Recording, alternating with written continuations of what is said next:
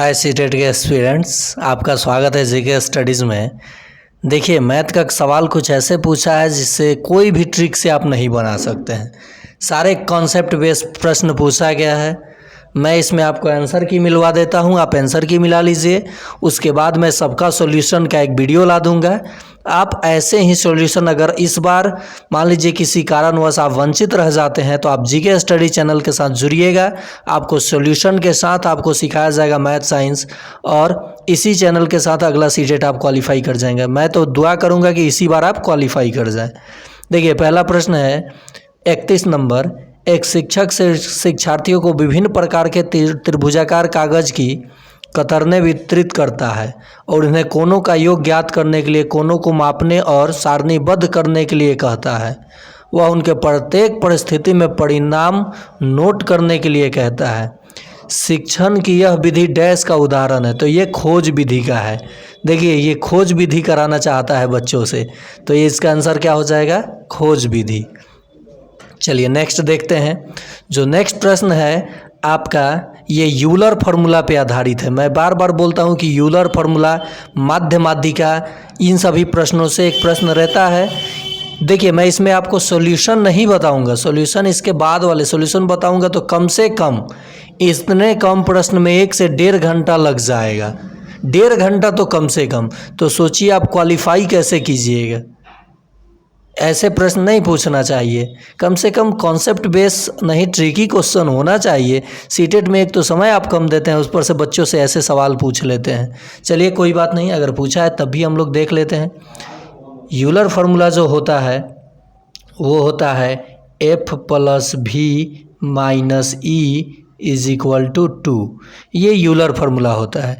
तो इसी पे आपको फलकों, किनारों और शीर्षों के बारे में दिया गया है और पूछा है ये वाला समीकरण का मान। तो जब इसे आप सॉल्व कीजिएगा तो आपका जो आंसर आएगा वो आ जाएगा 19। ठीक है, मैं बोल रहा हूँ ना कि केवल आप आंसर मिलाते चलिए, मैं आगे सॉल्यूशन सारा बता दूंगा। चलिए अगला प्रश्न देखा जाए।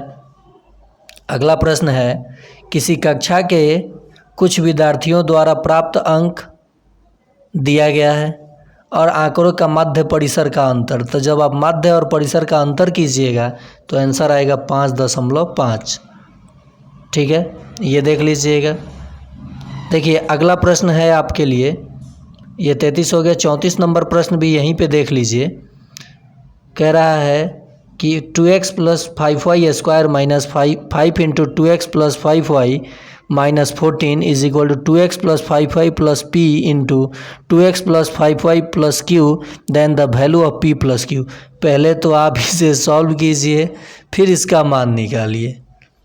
ठीक है, तो इसका मान जब आप सॉल्व करके निकालिएगा तो अंत में आएगा -5।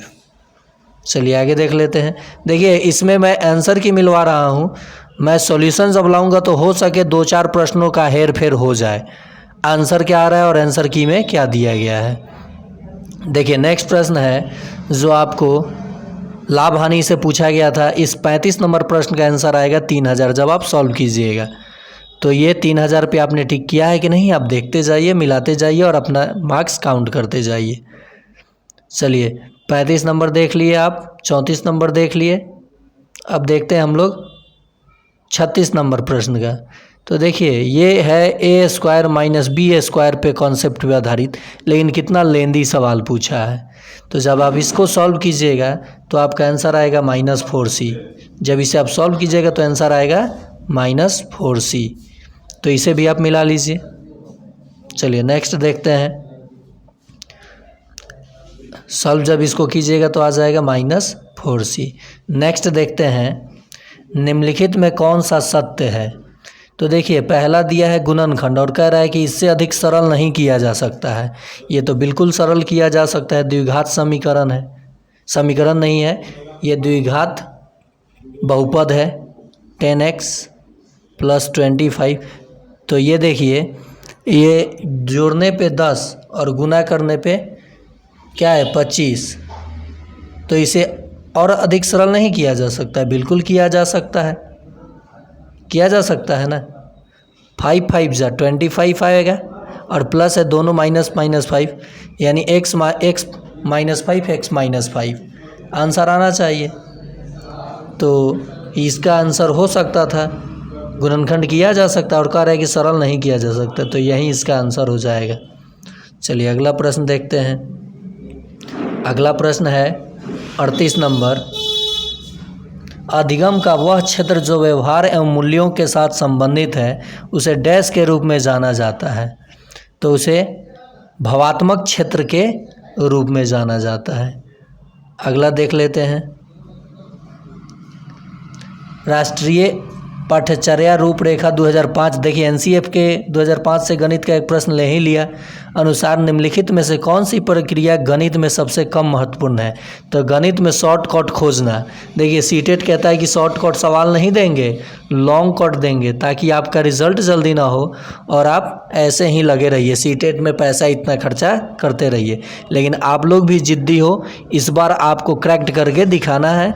किसी कारणवश अगर रह जाता है तो आप जीके स्टडीज़ से जुड़ जाइए, मैं आपको क्रैक्ट करा के दिखाऊंगा। आप खुद कीजिएगा क्रैक्ट, थोड़ा सा मेहनत करके। इसमें कोई ट्रिकी सवाल नहीं बनाना होगा आपको। चलिए आगे देखते हैं। मैं खुद फर्स्ट अटैम्प्ट में ही 6 to 8 क्रैक्ट किया था, लेकिन इतना टफ सवाल नहीं पूछा जाता था जितना पूछा गया है। ठीक है, नेक्स्ट देखिए, ये ट्रायंगल से संबंधित प्रश्न है 40 नंबर, जिसे आप सॉल्व कीजिएगा तो आंसर आएगा आपका 85 डिग्री। 85 डिग्री इसका आंसर नहीं आना चाहिए, ये गलत जवाब है। जब आप इसे सॉल्व कीजिएगा तो आंसर आना चाहिए 100 डिग्री। ठीक है, अच्छा है, इसका सॉल्यूशन देख लीजिएगा आप। अभी तत्काल आंसर 100 मानिए। कितने लोगों ने 100 किया है? साथ ही साथ 41 नंबर प्रश्न का जवाब देखिए। जब आप छोटे भिन्न और बड़े भिन्न को देखिए, the sum of largest and smallest fraction, तो जब आप सबसे छोटा भिन्न और बड़े भिन्न को जोड़िएगा, सम का मतलब जोड़ होता है, तो 2 होल 39/40 आ जाएगा आंसर। तो ये आंसर इसका बिल्कुल सही हो जाएगा 41 नंबर का। आइए नेक्स्ट देखते हैं। 41 नंबर का ये आंसर आ जाएगा। नेक्स्ट 42 नंबर प्रश्न का हल देखते हैं। ये तो बहुत आसान है, ये सवाल आजकल ट्रेंडिंग में चल रहा है। दो संख्याओं का अनुपात दिया और एलसीएम दिया है। तो 21 का मान दिया है 630, तो 21 से ये कटेगा, 21 या 63, 30 आ गया। तो एचसीएफ आ गया आपका 30 और एलसीएम है 630। 630 में 630 जोड़िएगा 660 आंसर आ जाएगा। ओके, चलिए आगे देखते हैं। आगे देख लेते हैं 43 नंबर प्रश्न। किसी समकोण त्रिभुज 240 सेंटीमीटर स्क्वायर है, उसका क्षेत्रफल। कर्ण के अतिरिक्त एक भुजा दिया गया है 30 सेंटीमीटर, तो 1/2 गुने आधार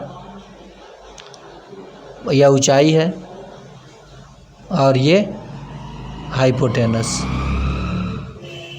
ठीक है, तो जब इसे आप सॉल्व कीजिएगा, x मान लीजिए कि x है, तो 30, ये 30 से ये कटेगा कितना 240, 10 से 8 आ जाएगा। तो एगो 30 है, एगो 8 है। तो जब निकालेंगे हम तो कर्ण 34 और 16 करके कुछ ऐसे आएगा। और इसे मैं बार बार बोल रहा हूँ कि आपको सॉल्यूशन में पूरे कॉन्सेप्ट का सॉल्यूशन बाद में दे दूंगा, अभी केवल आप आंसर मिला लीजिए। तो जब इसका पूरा सॉल्यूशन आप कीजिएगा तो आपका आंसर आएगा 80। अगला प्रश्न देखिए। चलिए, ये प्रश्न जब आप कीजिएगा, साधारण ब्याज और चक्रवृद्धि ब्याज पे भी आधारित एक प्रश्न पूछा गया था, जिसको सॉल्व करने के बाद आपका आंसर आएगा 675। आइए अगला प्रश्न 45 नंबर। एक से देखिए, how many natural numbers between 1 and 500 divisible by each of the numbers 3, 5 and 7। यानी आप ऐसे सवाल को कैसे बनाइएगा, 3, 5, 7 से विभाजित होने वाले 1 से 50 तक की प्राकृत संख्याएं कितनी होंगी। तो 3 × 5 = 15, 15 × 7 = 105। पहला 105, 210, फिर 3 बार में 315 और 4 बार में 420। उसके बाद तो 500 कुछ हो जाएगा, तो 1, 2, 3, 4, यानी 4 गो संख्याएं क्या होंगी, विभाजित होंगी। अगला देख लेते हैं। अगला प्रश्न है 46 नंबर। जब आप तिर्यक रेखा के समांतर प्रतिच्छेदी रेखा तिर्यक रेखा के बने अंतः कोणों का ये दिया है तब इतना का मान पूछा है, जब इसे सॉल्व कीजिएगा तो आएगा 154 डिग्री। चलिए नेक्स्ट प्रश्न देखते हैं, कितना आ जाएगा 154 डिग्री। अगला प्रश्न देख लीजिए, पाई चार्ट का प्रश्न है, ठीक है। जब आप इसको सॉल्व कीजिएगा तो आपका आंसर आएगा 60। चलिए अगला प्रश्न देखते हैं, निम्नलिखित में से क्या आकलन के अर्थ को नहीं समझाता। तो यह विद्यार्थियों के नामांकित करने में सहायता, ये बिल्कुल आकलन के अर्थ को नहीं समझाता। नेक्स्ट है, वैन हेले के ज्यामितीय अधिगम के सिद्धांत के अनुसार कथनों को ज्यामितीय सोच के आरोही स्तरों में व्यवस्थित कीजिए। तो ज्यामितीय आकृतियों की जैसे वैसे रूप में आप पहचान करेंगे तो डी आएगा। डी किसी ऑप्शन में, दो ऑप्शन में, ये आंसर नहीं होगा, ये नहीं होगा। अब देखिए, ज्यामितीय आकृतियों के गुणों के बीच संबंध आप ढूंढिएगा, जब ये पहचान कीजिएगा तो संबंध, तो डी तो नहीं, संबंध नहीं ढूंढिएगा। और विभिन्न आकृतियों के तब आप जब आप पहचान कीजिएगा तो वर्गीकृत कीजिएगा, तो डी और बी, तो यहाँ है डी लेकिन सी है, तो ये आंसर नहीं होगा, ये आंसर हो जाएगा, यानी 4 नंबर। चलिए अगला देखते हैं, जब 50 नंबर प्रश्न को आप सॉल्व कीजिएगा तो आपका आंसर आ जाएगा 26, यानी y का मान 13, y का मान 3, तो 17 21 5 26, ये आंसर हो जाएगा। देखिए अगला देखते हैं प्रश्न, देखिए 955 में क्या जोड़ने पे x का मान क्या न्यूनतम हो कि जोड़ने पे वर्ग बन जाए, तो इसका मान बताना है, ठीक है। तो आप 6 जोड़िए, 6 इसमें जोड़िए तो 961 बन जाएगा, पूर्ण वर्ग संख्या बन जाएगा, तो 34 18 2 20 इसका आंसर हो जाएगा। मैं सबका सॉल्यूशन ला दूंगा, एक वीडियो, एक पार्ट नहीं तो 2 पार्ट करके सॉल्यूशन दे दूंगा आपको, लेकिन अभी केवल आपको आंसर की से मतलब है कि आपने आंसर सही किया है या गलत किया है। जब इसे आप सॉल्व कीजिएगा 52 नंबर प्रश्न को, ट्रायंगल का संबंधित प्रश्न है, तो ये 100 डिग्री आंसर आना चाहिए। चलिए अगला प्रश्न देखा जाए, अगला देख लिया जाए प्रश्न,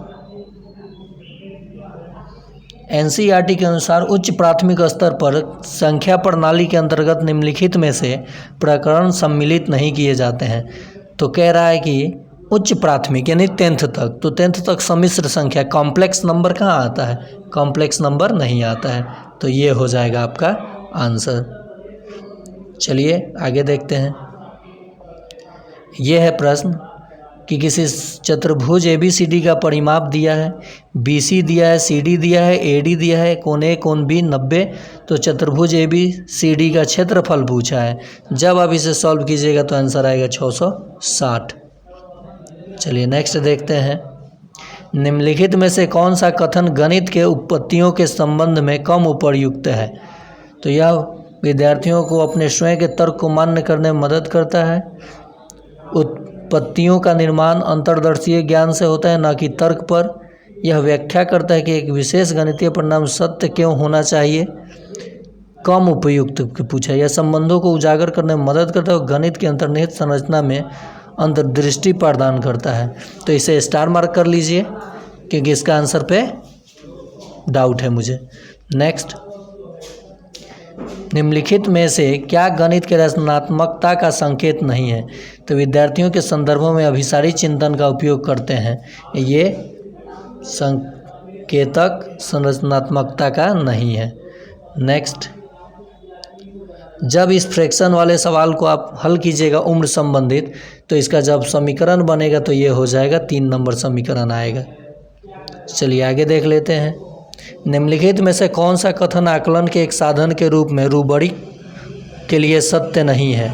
तो रूब्रिक में विद्यार्थियों के लिए एक स्पष्ट प्रदर्शन लक्ष्य होता है, मूल्यांकन को अधिक व्यक्तिपरक बनाता है।